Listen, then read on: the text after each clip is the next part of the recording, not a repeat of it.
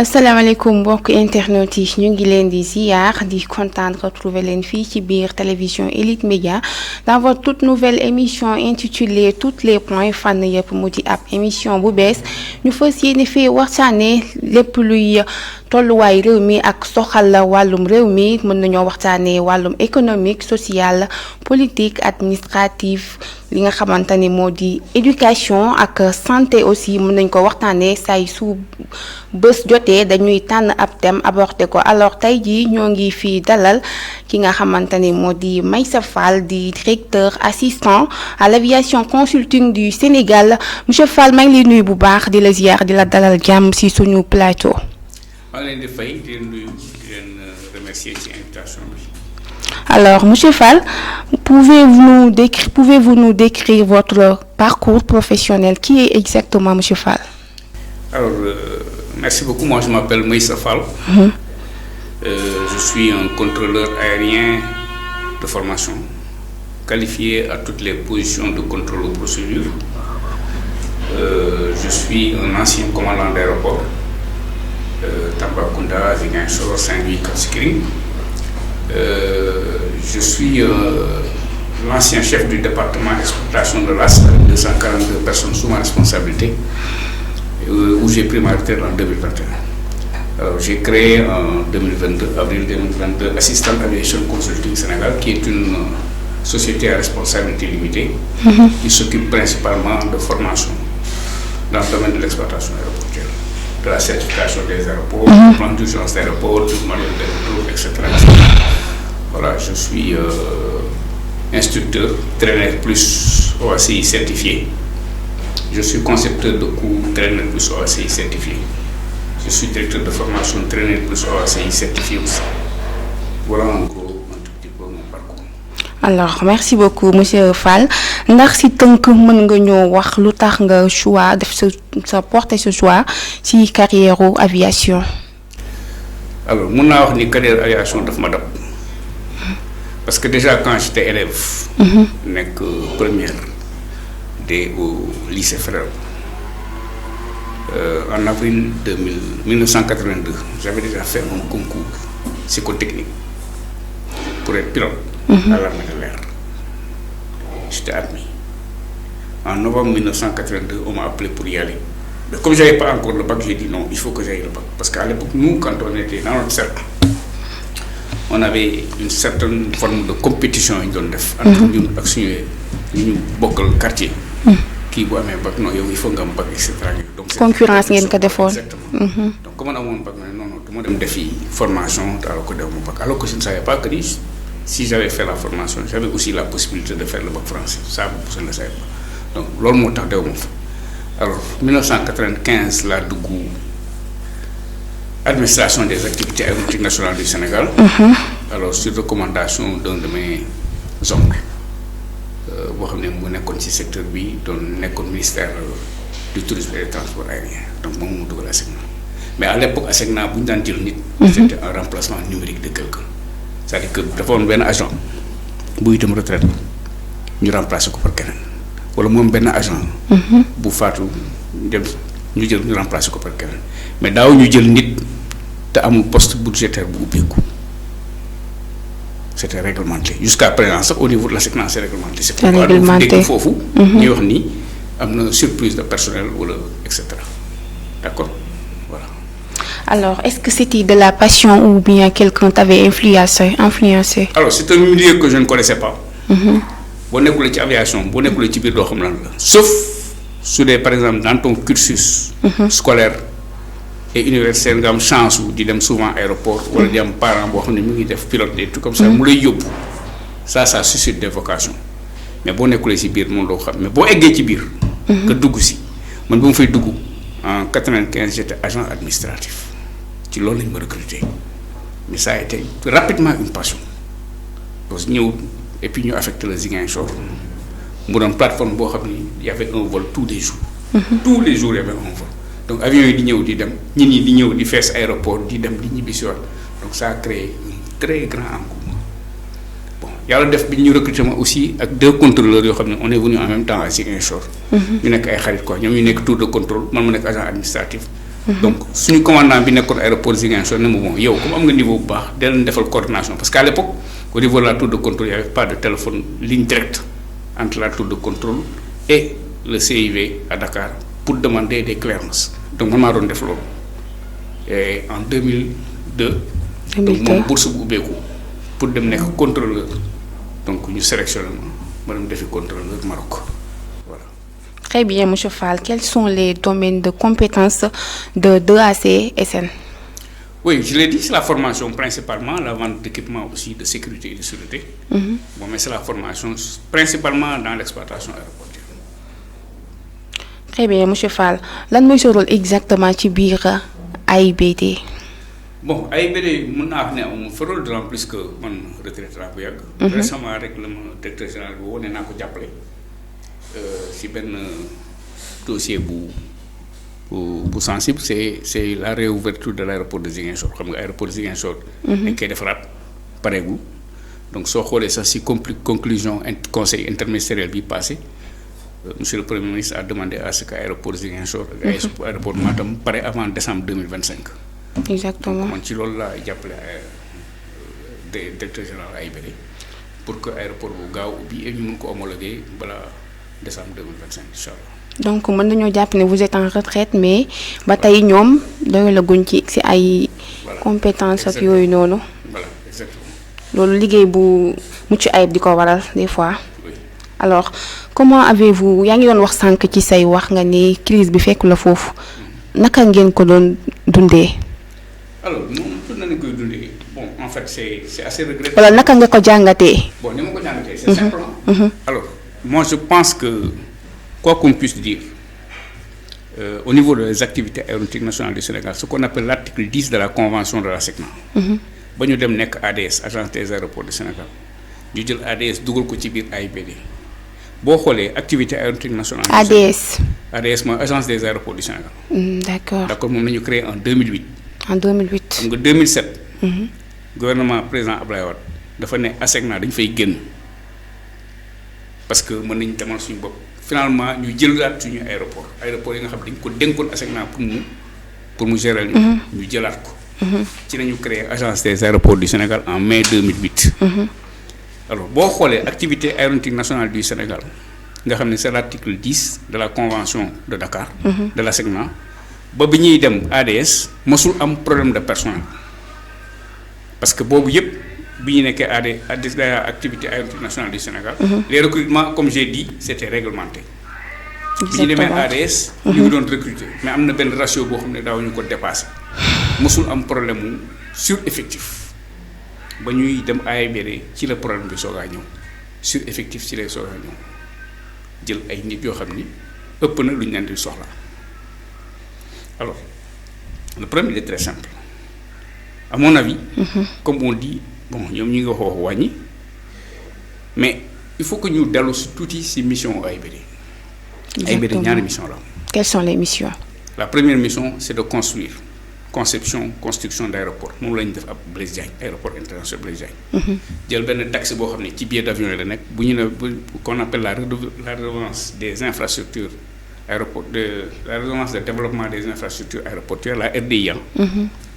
moom la ñuy jël dem tey la ko ci benn banque lever ay fonds ñëw construire aéroport d'accord.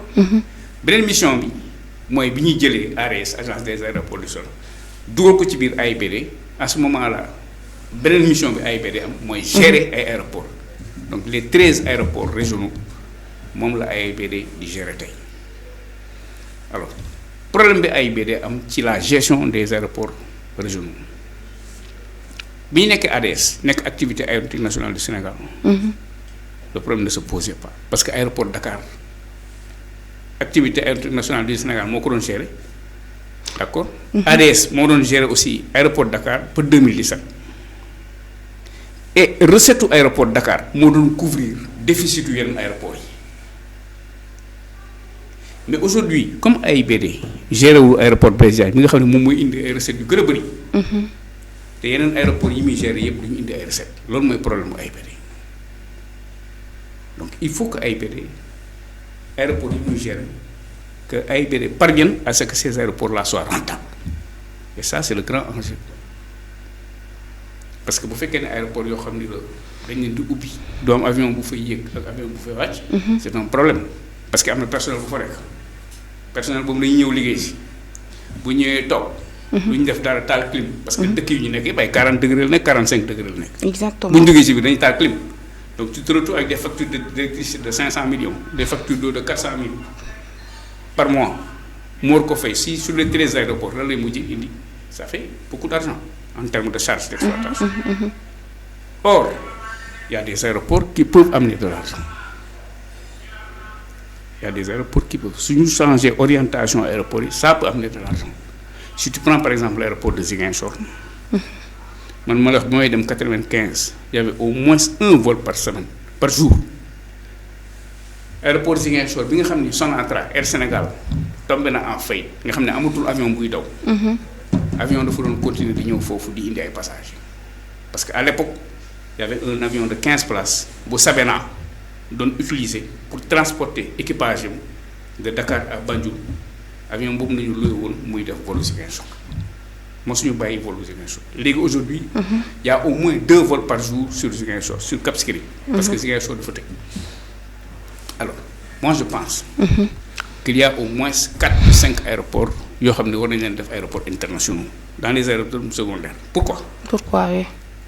parce que ça va permettre que AIBD dem développer ay lignes ci aéroports yooyu par exemple il y a Transavia qui vient au Cap Skirring. L'aéroport de Cap Skirring fonctionne du mois d'octobre au mois d'avril 6 mois sur 12 parce que période boobu mooy période touristique bi la majeure partie de son du trafic passager ce sont les touristes du Club Med c'est d'octobre à avril. Alors Ziguinchor ils peuvent faire la même chose ils ont des réceptifs hôteliers. Mais en plus de ça Ziguinchor Kolda Sédhiou toute cette région de la Casamance il y a des produits agricoles il y a des produits halieutiques mango yi fa la ñuy nëb ci taaru garab yi. orange yi fa la ñuy tëb madd yi fa la ñuy nëb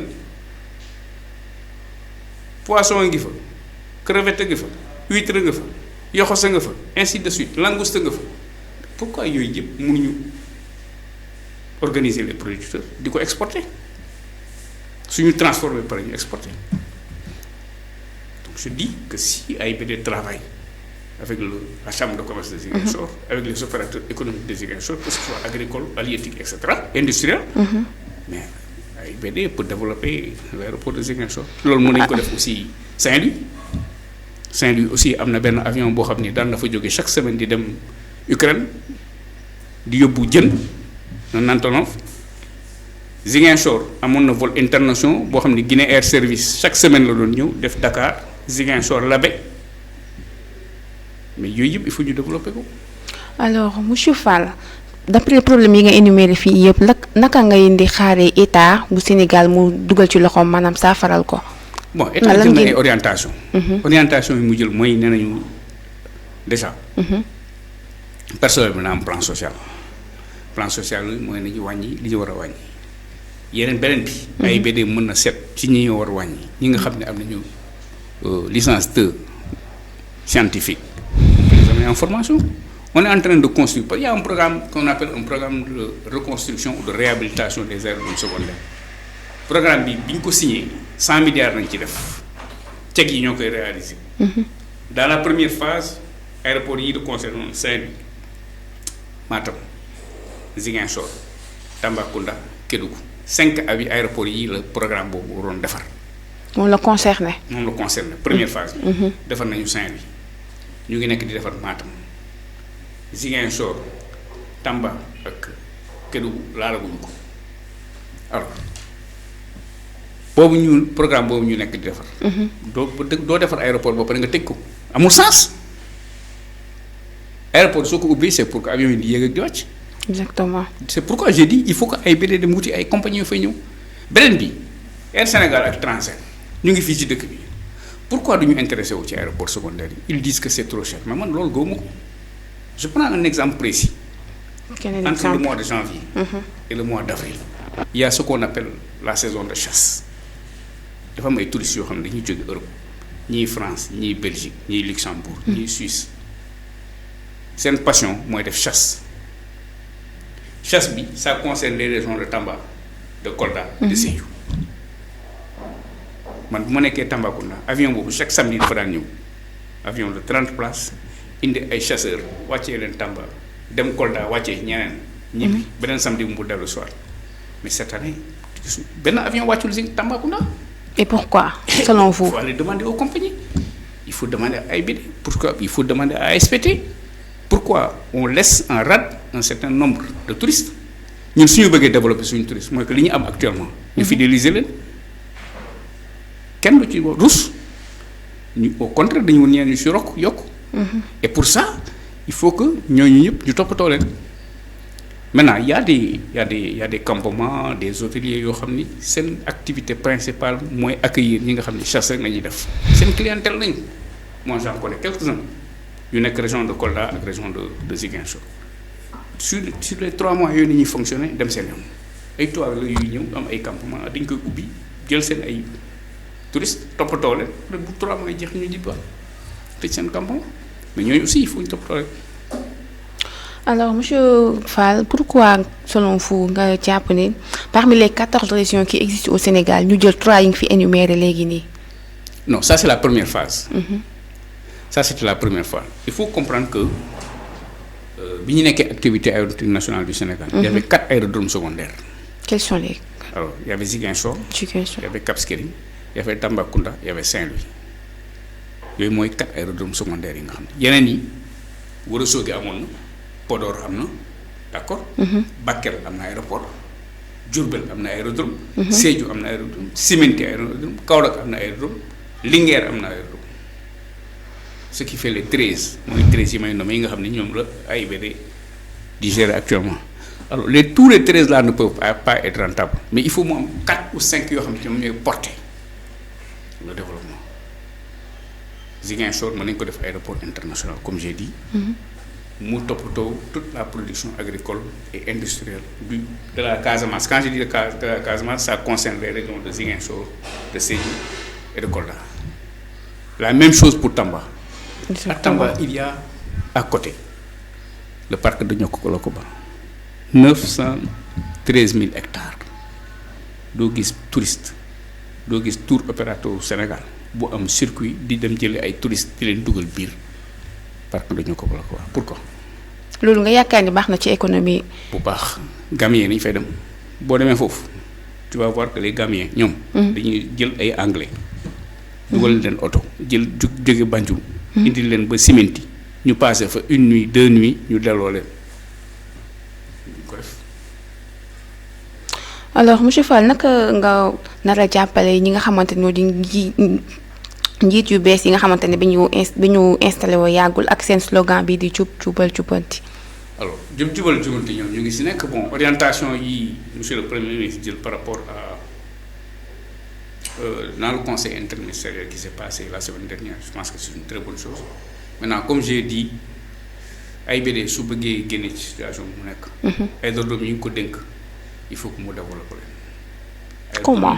Mais li mu leen déglu mooy li ma la expliqué li muy def Ziguinchor moom lay def Saint-Louis moom lay def Kédougou moom lay def Tamba moom lay def Matam c'est pas compliqué. Tu vas voir les chambres de commerce de ces régions-là. Tu discutes avec eux, tu rencontres les producteurs agricoles. Man bi ma nekkee Tamba comme commandant d'aérodrome il y a un Espagnol opérateur économique espagnol qui est venu me voir dans mon bureau. Il me dit moi je veux acheter toute la production de bananes de la région de Tambacounda et de Kolda. Je suis venu vous voir s'il y a la possibilité de faire transporter la marchandise de Tambacounda à Madrid. C'était pas possible parce que la piste était de 2000 mètres, la température est de 40 degrés moyenne, c'est pas possible. Il n'y a pas de cuve de remplissage. Donc c'était des facteurs limitatifs. Maintenant, bu ñu nekkee de reconstruire aéroport, il faut qu'on tienne compte de la potentialité de chaque région. Il y a 3 ou 4 régions yoo xam ne mën nañu am cuve de remplissage bien que nag cuve de remplissage mooy fu avion mën a jëlee essence mais les cuves de remplissage aussi c'est on te dira que la maintenance est très chère mais quand même il faut qu'on le fasse. Ça permet d'exporter les productions agricoles les productions industrielles, de faire venir des touristes s'il y a lieu, et puis ensuite ça fait beaucoup plus d'argent. Imagine tey Tambacounda man nee naa la avion 30 place moo fa daan ñëw. peut-être bu doon fay atterrissage peut-être ay 2000 francs doon fay su fa mel avion bu mag ñëwee li muy fay atterrissage moo ëpp su jëlee 100 personnes yoo xam ni li ñuy fay taxe passager yëpp ci keesu ci lañu AIBD lañu donc c'est beaucoup plus d'argent et c'est pourquoi ils doivent travailler dans ce taxe-là. Maintenant en dehors de ça il faut former le personnel aussi ça il faut le dire parce il faut former. Alors monsieur Fall ana lan ngay xelal ndaw yi nga xam ne dañoo bëgg a sóobu dans le domaine de compétence de la CSN. Non ñu bëgg dugg dans le domaine de l'aviation civile. C'est la formation c'est tout. Ils sont dans les surtout ceux qui ont le bac scientifique. Qui sont en licence 2. Alors déjà moi ce que je conseille à l'État. C'est de faire en sorte. Sénégal ci ASECNA la bokk. On est en train de construire des aérodromes. Programme de reconstruction ou de réhabilitation des aérodromes secondaires. Il faut profiter de ce programme-là pour écrire à l'ASECNA et demander la formation de contrôleurs supplémentaires, une trentaine de contrôleurs, une quinzaine ou une dizaine d'ingénieurs, une quinzaine de techniciens de l'aviation civile. D'accord? Parce que c'est permis, l'ASECNA, ça c'est permis. Mali, bi ñu organisé Coupe d'Afrique des Nations, ils ont demandé la formation de 62 contrôleurs. Nous, une trentaine, c'est juste pour que dans ces aéroports-là qu'on est en train de construire, qu'on puisse mettre le personnel qualifié. C'est tout. Loolu mën nañ ko def. En dehors de ça, il y a le personnel bi nga xam ne ñoo nekk AIBD aujourd'hui et qui ñu am compétence wala ñu am bagage intellectuel bu leen permettre ñu suivre yenn formation. Il faut les amener en formation. Il faut en Éthiopie, au Qatar, au Maroc. À Niamey, etc. Ça aussi il faut le faire. Alors ndax élève S donc moo mën a sóobu ci boobee domaine. Est-ce que. élève S. Oui, scientifique. Bien sûr. Oui. Et les élèves en littérature. Bon en littérature un peu malheureusement non soo xoolee concours ASECNA yëpp. Et pourquoi ils ne peuvent pas participer? Bon ça il faut demander à ASECNA mais ils prennent souvent les élèves de S. Et pas les élèves de L. Et les élèves de S qui ont un très bon niveau en anglais. Parce que dans le secteur de l'aviation, il faut parler. S'entraîner en anglais. Il faut avoir un très bon niveau en anglais. D'accord. Voilà. Alors monsieur Fall maa ngi lay jaajëfal bu baax waxtaan bi amoon na solo di kontaan bu baax si invitation bi nga xamante ne répondre nga ko. Merci beaucoup man maa ngi leen di remercier. ñu bàyyi la nga tàggatoo ak ñi lay seetaan. waaw mais maa ngi leen di gërëm di leen sant encore une fois. Donc di leen jaajëfal ci opportunité ngeen ma may. mu exprimer wu si xew-xew yi am fii jëm ci AIBD. waaw jërëjëf merci beaucoup j'espère que dina jëriñ ñu bëri ñu ñuy seetaan merci beaucoup jërëjëf. Alors espérons que dina jëriñ ñu ñuy seetaan internet yi nga xamante ne ñoo ñuy suivre alors fii la ñuy yem ak yéen ci seen émission toutes les points fànn yëpp di leen jox dig daje incha allah semaine prochaine ci beneen thème bu ñu nar a aborder nar ko waxtaanee fii ci biir télévision Elite Média jaa ngeen jëf.